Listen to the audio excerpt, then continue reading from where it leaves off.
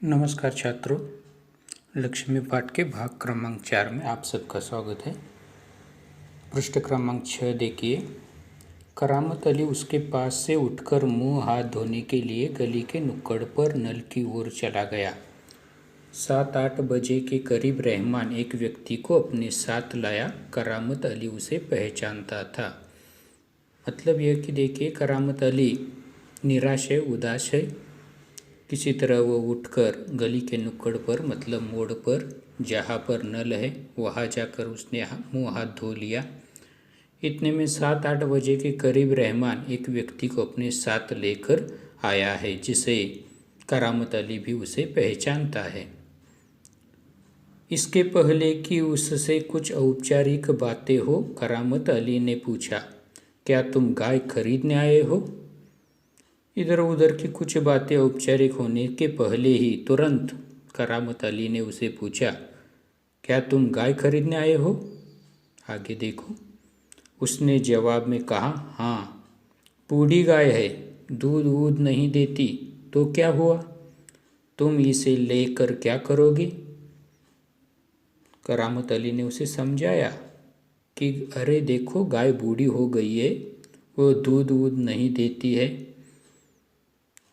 इंसान ने कहा, तो क्या हुआ? तुम इसे लेकर क्या करोगे? करामत अली ने उसे पूछा। मैं कहीं और बेच दूंगा, उसने तुरंत जवाब दिया। यह तुम्हारा पुराना धंधा है, मैं जानता हूँ। मुझे तुम्हें गाय नहीं बेचनी, करामत मियाँ ने उसे कोरा जवाब दे दिया। यानी कि वह इंसान उस गाय को कसाई खाने में ले जाने वाला था और करामत अली उसे अच्छी तरह से पहचानता था। इसलिए करामत मियाँ ने उसे कोरा जवाब दे दिया।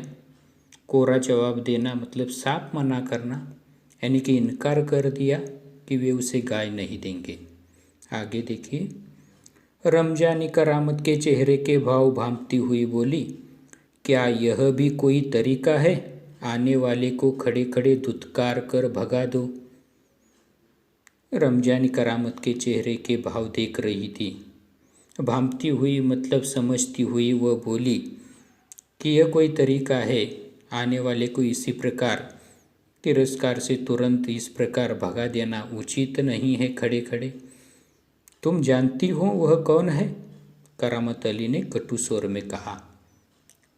करामत अली ने कटु स्वर के माध्यम से अपनी पत्नी रमजानी को समझाया कि अरे तुम जानती हो वह कौन है? वह लक्ष्मी को ले जाकर वहाँ बेच आएगा, जहाँ वह टुकड़े टुकड़े होकर बिक जाएगी। मेरे दोस्त ज्ञान सिंह को इसका पता चल गया तो वह मेरे बारे में क्या सोचेगा?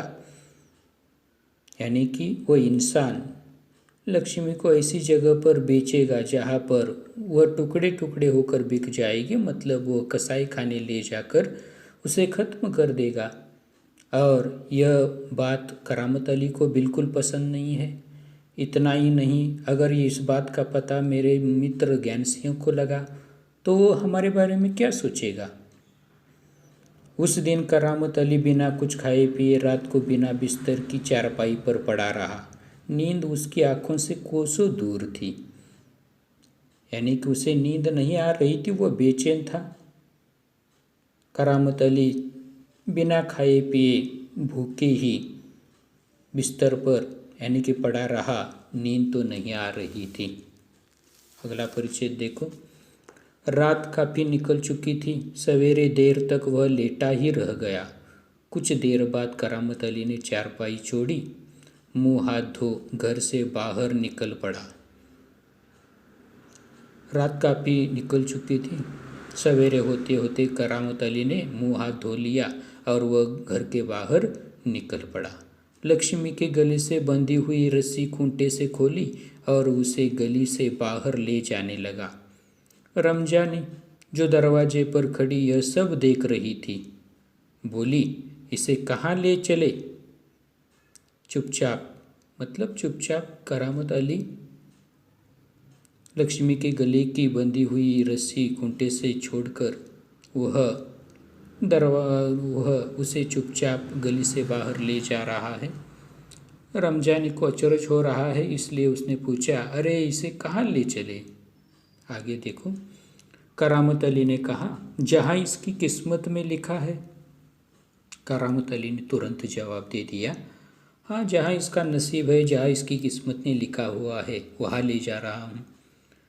वह लक्ष्मी को सड़क पर ले आया। लक्ष्मी बिना किसी रुकावट या हुज्जत के उसके पीछे पीछे चली जा रही थी। वह उसकी रस्सी पकड़े सड़क पर आगे की ओर चलता चला गया। चलते चलते कुछ क्षण रुक कर वह बोला, लक्ष्मी चल, अरे गौशाला यहाँ से 2 किलोमीटर दूर है। यानी कि लक्ष्मी भी चुपचाप सी उसके पीछे पीछे चली जा रही थी। चलते चलते कुछ क्षण रुक कर वह लक्ष्मी से बातें कर रहा था, मानो उसे कह रहा था, उसे बोल रहा था कि चलो, गौशाला यहाँ से 2 किलोमीटर दूर है, ज़्यादा अंतर नहीं है। तुझे गौशाला में भर्ती करा दूंगा, वहाँ इत्मीनान से रहना, वहाँ तू हमारे घर की तुलना में मज़े से रहेगी। यानी कि करामत अली ने अंतिम फैसला ले लिया है कि इस लक्ष्मी को गौशाला में वह भर्ती करना चाहता है।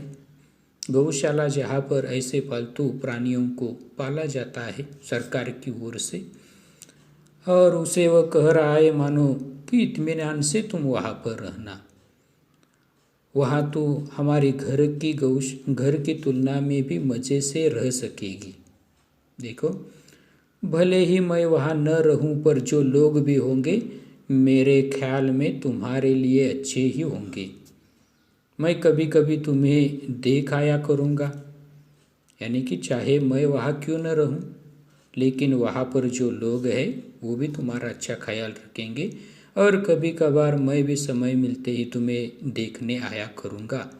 तब तू मुझे पहचानोगी भी या नहीं, खुदा जाने। कहते हुए करामत अली का गला भर आया, उसकी आंखों में आंसू उतर आए। यानी कि करामत अली का कंठ पूरी तरह से रुआन सा बन गया था, मतलब गला भर आया था। अब भाव विवल हो गया था, और उसी में वो बातें कर रहा था। उसकी आँखों से आंसू टपक रहे थे, उसे बड़ा दुख हो रहा था। चल लक्ष्मी चल, जल्दी जल्दी पैर बढ़ा। और वह खुद किसी थके मांदे बूढ़े बैल की तरह भारी कदमों से आगे बढ़ने लगा। आखिरकार लक्ष्मी को चल जल्दी जल्दी पैर बढ़ा कहते हुए करामत अली चला जा रहा है,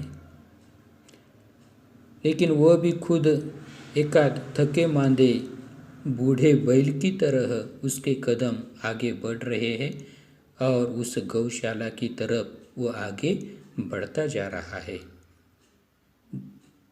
धन्यवाद छात्रों, यहाँ पर हमारा लक्ष्मी पाठ पूरा हो गया है। धन्यवाद।